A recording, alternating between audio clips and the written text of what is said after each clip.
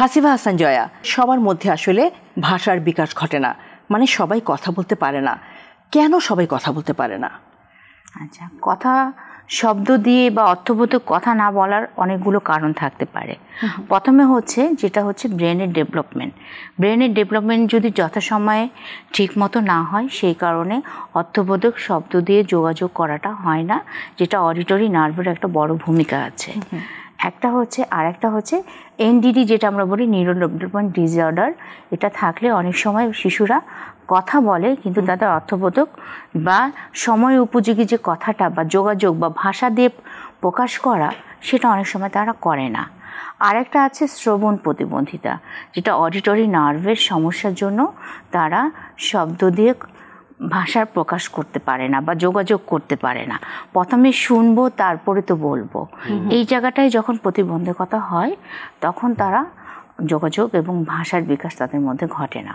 এবং ভাষার বিকাশ বা যোগাযোগের বিকাশ কিন্তু আমরা যখন শিশু 3 মাস গর্ভে থাকেন মায়ের, তখন থেকেই শিশু শোনার অডিটরি নার্ভটা তৈরি হয়ে যায় এবং শিশু শুনতে পায় মায়ের কথা বা অন্যান্য যে টাচ করে মা যখন কথা বলে, শিশু কিন্তু তখন মার সাথে যোগাযোগ করে।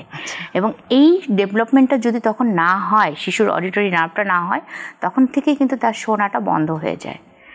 এটা হচ্ছে শ্রবণ প্রতিবন্ধী শিশুদের ক্ষেত্রে।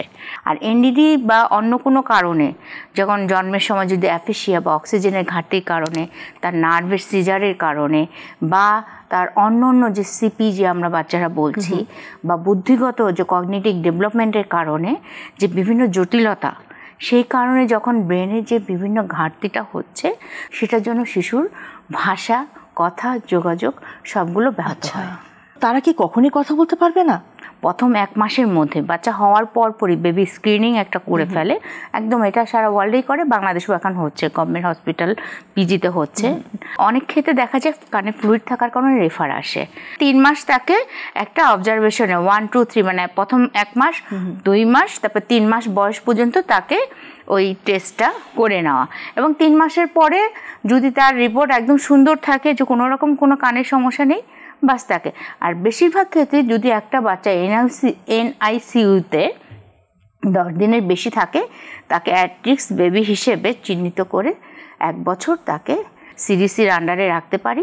তাহলে সেই বাচ্চাটার নিবিড় পর্যবেক্ষণে, তাহলে হিয়ারিং এইড লাগবে নাকি তার অন্য কোনো ইন্টারভেনশন লাগবে, এই জিনিসটা যদি আমরা তখন থেকেই আমরা শুরু করতে পারি, তাহলে বাচ্চাটা কথা বলবে। এবং তার হিয়ারিং এইড বা ককলিয়ার ইমপ্ল্যান্ট একটা প্রযুক্তি আছে, এটা বায়োনিক এয়ার বলি আমরা, এই ধরনের ইন্টারভেনশনের মাধ্যমে শ্রবণ পরীক্ষা করে আমরা তার কথা বলার ক্ষেত্রে আমরা কাজ করতে পারি। ধন্যবাদ আপনাকে।